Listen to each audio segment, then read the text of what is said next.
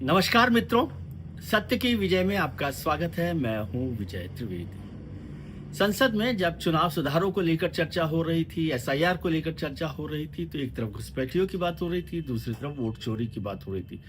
कांग्रेस के नेता और पूर्व अध्यक्ष राहुल गांधी, लोकसभा में विपक्ष के नेता भी है, वो पिछले कई समय से, कई महीनों से लगातार वोट चोरी का आरोप लगा रहे हैं। वोट चोरी को लेकर पूरा एक कैंपेन उन्होंने चला रखा है।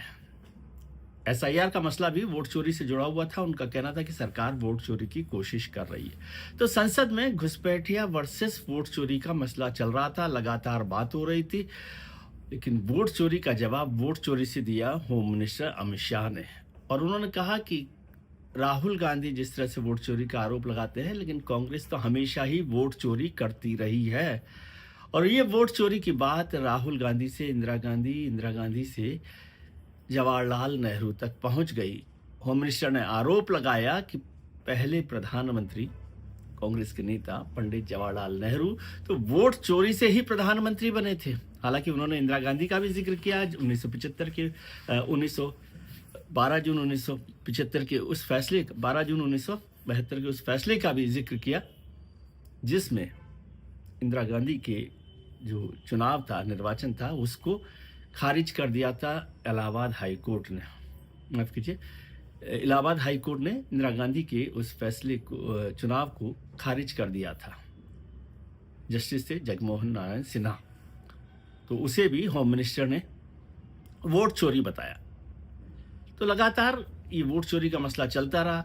फिर राज्यसभा में भी जेपी नड्डा साहब जवाहरलाल नेहरू को लेकर यही आरोप लगाते रहे, तो खरगे साहब ने बड़ा जवाब दिया, तीखा जवाब दिया। कांग्रेस ने भी बड़ा गंभीर तरीके से इस पर हमला किया और कहा कि भारतीय जनता पार्टी आरोप लगाती है और तथ्यों को तोड़ मरोड़ के पेश करती है और नेहरू की छवि को खराब करने में लगी हुई है। तो क्या जवाहरलाल नेहरू वोट चोरी से प्रधानमंत्री बने थे? ये बड़ा मुद्दा है। क्या गलती से बनाया गया था? क्या चोरी से बनाया गया था? क्या गांधी के दबाव में बनाया गया था? क्या उनके पास कोई समर्थन नहीं था? ये सारी बातें लगातार होती रही है और उनको कहा गया कि नेहरू वोट चोरी से पहले कांग्रेस के अध्यक्ष बने और उसका मतलब था अंतरिम सरकार के प्रधानमंत्री बनना। अब इसको थोड़ा सा समझते हैं तथ्यों के हिसाब से। उस जमाने में वर्ल्ड वॉर सेकेंड खत्म होने वाली थी। कांग्रेस और ब्रिटिश सरकार के बीच में अंतरिम सरकार को लेकर बातचीत शुरू हो गई थी, बातचीत चल रही थी। कांग्रेस ने अपने जो सालाना चुनाव हुआ करते थे, संगठन के चुनाव, उनको काफ़ी समय से टाल रखा था, क्योंकि उस दौरान सिविल डिसोबीडियंस का जो कैंपेन था, अभियान था, वो आंदोलन जो था वो चल रहा था। कैबिनेट मिशन वहाँ पर आने वाला था और भी बहुत सारी बातें थी। जेल में बहुत सारे नेता मौजूद थे। 1945-46 में कैबिनेट मिशन आने वाला था और कांग्रेस के ज़्यादातर नेता उस वक्त जेल में थे। तो काफ़ी समय से, 6 साल से करीब करीब, ये जो कांग्रेस के संगठन चुनाव थे वो रुके हुए थे। और उस समय मौलाना अबुल कलाम आज़ाद कांग्रेस के अध्यक्ष हुआ करते थे।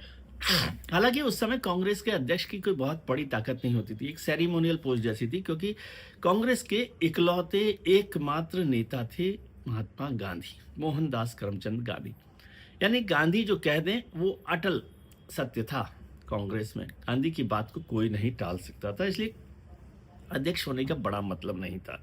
लेकिन 1946 में ये कांग्रेस का अध्यक्ष का पद थोड़ा इम्पॉर्टेंट हो गया।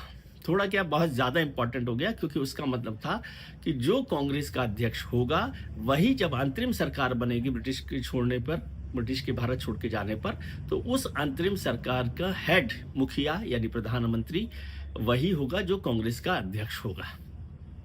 इस बात को लेकर चर्चा हो रही थी।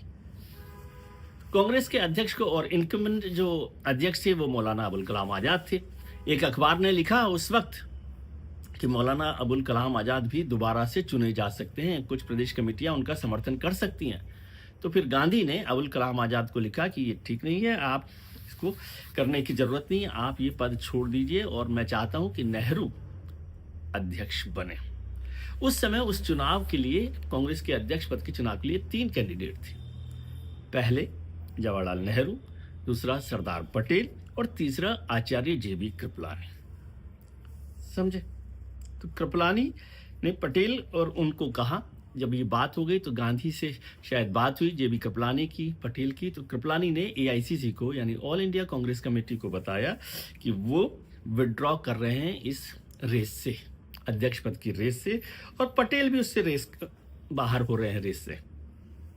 राजमोहन गांधी ने अपने एक किताब में लिखा, जो पटेल पर उन्होंने किताब लिखी है, उसमें उन्होंने लिखा कि गांधी ने 20 अप्रैल को अपनी पसंद नेहरू को बताया था। समझ के यहीं पर उन्होंने लिखा कि गांधी ने 20 अप्रैल को अपनी पसंद नेहरू को बताया और एक अखबार में छपा कि आजाद फिर से चुने जा सकते हैं अध्यक्ष। तो गांधी ने आजाद को लिखा कि did not intend to continue, कि आपको लिखना चाहिए कि आप आगे नहीं करना चाहते, कार्यकाल आगे नहीं बढ़ाना चाहते और नेहरू मेरी पसंद होंगे। फिर जब कमेटियों की तरफ से रेफरेंस आया, समर्थन आया, वोट हुआ, तो बताया गया कि 15 में से, जो प्रादेशिक कमेटी थी कांग्रेस की, 15 में से 12 ने पटेल के नाम को आगे किया था, पटेल के नाम को आगे किया था। और इसमें भी एक बात और कि नेहरू का नाम एक भी कमेटी ने नहीं पेश किया था। फिर कृपलानी ने, आचार्य जेबी कृपलानी ने नेहरू का नाम कांग्रेस वर्किंग कमेटी में रखा और कहा कि वो ही अध्यक्ष होंगे।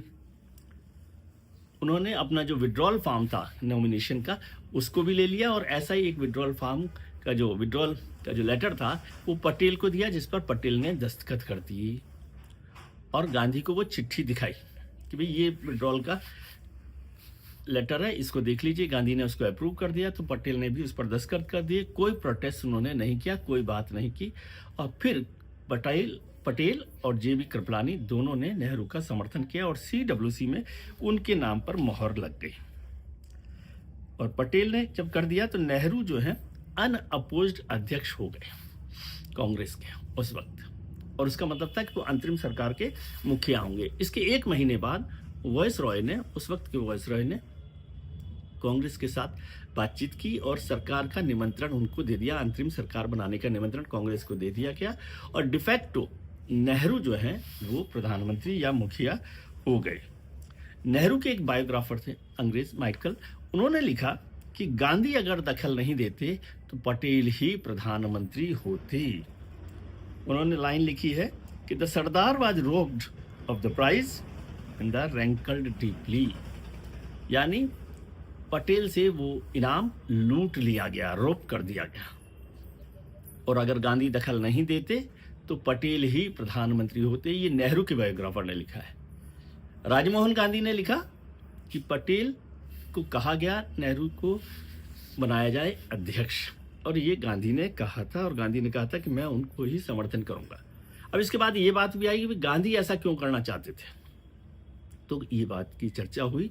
गांधी ने बताया, गांधी ने सार्वजनिक तौर पर इस बात की चर्चा की कि अभी ये अंग्रेजों का जमाना है, दुनिया भर में जो बात चल रही है उसमें नेहरू सबसे बेहतर उम्मीदवार होंगे, क्योंकि वो अंग्रेजों के साथ और इंटरनेशनल लेवल पर लोगों के साथ बातचीत कर सकेंगे और भारत की ताकत को बेहतर तरीके से पेश कर सकेंगे। उनका मानना था कि जो नेहरू हैं वो अंग्रेजियत वाले ही लोगों में से हैं, अंग्रेज ही हैं एक तरह से, तो वो इंटरनेशनल लेवल पर भारत के जो छवि है उसको बेहतर तरीके से पेश कर सकेंगे।